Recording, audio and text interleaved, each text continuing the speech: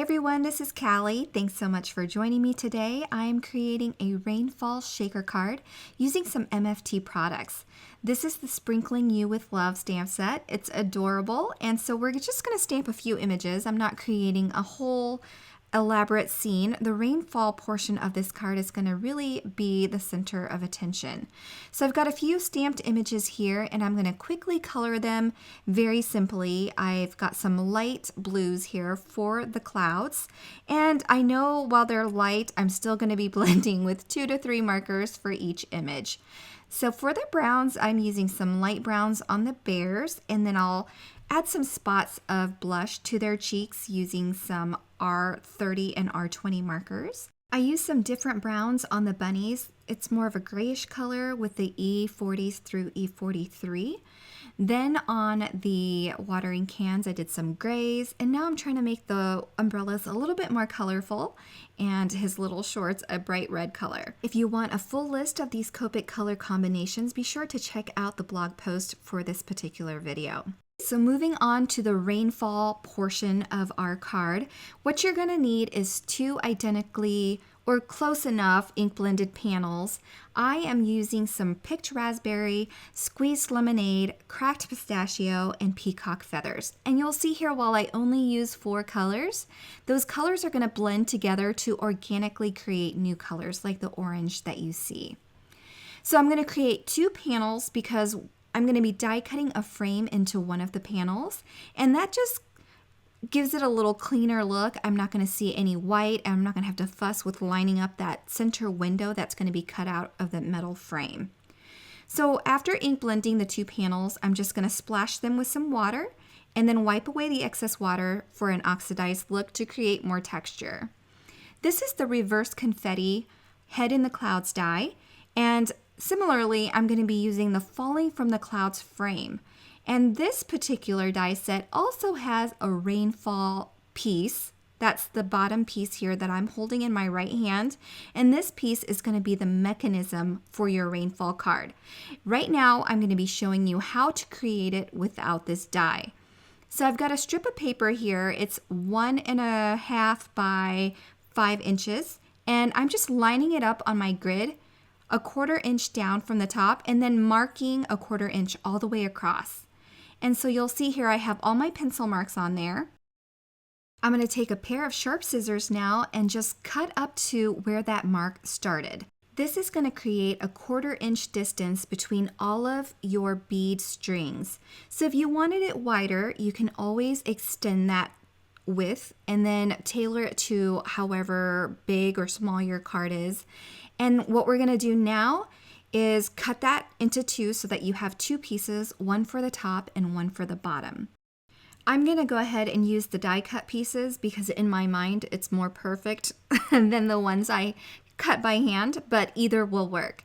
Now I'm going to use that Falling from the Clouds frame die and die cut one of the panels using that frame die. And you see here it lines up perfectly over that second identical panel that you ink blended.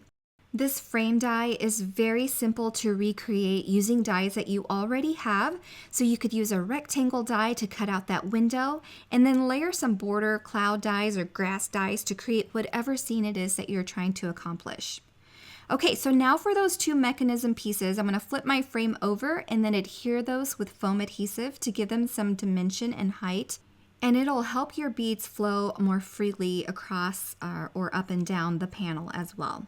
So I've lined those up as evenly as I could. You could also use a T-ruler if you're not too confident in lining them up on your own. I've just eyeballed them. And now we're ready to start stringing on some beads. I've got some invisible thread here, and then I've also got some pretty pink Posh silver shimmer seed beads. You can use any color seed beads you want and make your rain beads as colorful as you want. I like things to be fairly neutral as far as shaker cards go. And as you can see here, I am just using a really fine needle, and I'm just kind of letting them bead themselves onto that needle. And when that needle is filled with seed beads, I just let it string itself onto the thread below. And I forgot to mention that I do not cut the thread from the spool because I don't know what length I want my beads to be. So I just left it and just kept stringing. And in the end, I had 21 inches worth of beading. So now I am using the end where I started my bead, and I'm going to go ahead and string that and attach it to my card. So I've gone ahead and adhered that one end down, and I'm feeding it through that very first slit.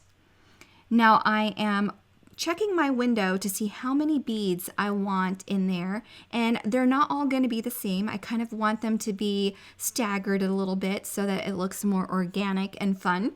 So after I've added the amount of seed beads that I want on that first strand, I'm going to take that thread and loop it around into the next slit. And then again, deciding how many beads I want on that strand, and then removing or adding beads as necessary. And then I'm going to continue that step until I loop all the way through the window and through all of the slits on this mechanism.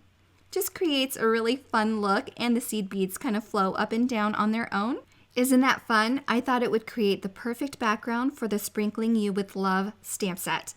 So now that I'm done, I'm just going to attach that string through that very last loop and kind of bring it up and around so that I can adhere it to the top of the mechanism. You can adhere it anywhere you want. I just thought this was the safest place to have it so that it wouldn't come undone.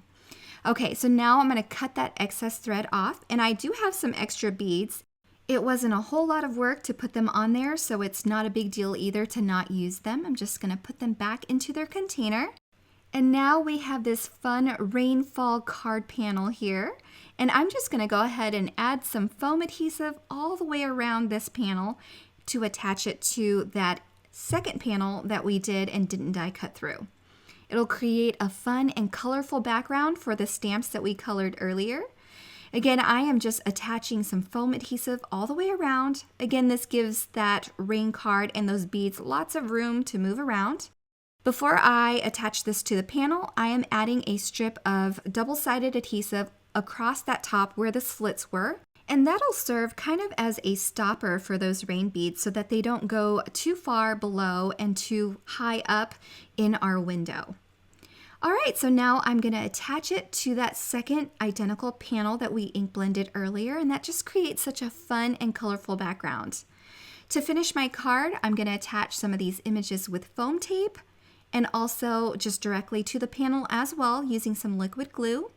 That'll just create a lot of dimension, and we're just going to make sure that we don't attach anything that will hinder those beads from flowing up and down. So I didn't attach any adhesive under that little bunny where the umbrella is. Last but not least, I'm going to emboss my sentiment, Sprinkling You with Love. I had a perfect piece of scrap black cardstock, and so I am just adding some adhesive on my MISTI tool there to kind of hold it in place while I stamp it. And then I'll emboss and heat set that, and then I trimmed it down a bit more to make it fit aside this bear just perfectly. I'm going to finish now by attaching this card panel to a card base, and then we are done with our fun Rainfall shaker card. I hope you enjoyed this. Thanks so much for stopping by. I hope this gives you a fun idea to create at home. If you do try it, be sure to tag Simon Says Stamp as well as me, Caly Person, on Instagram, and I'd love to see your work. Thanks so much again for stopping by and sharing your day with me. I appreciate it so much. Bye, everybody.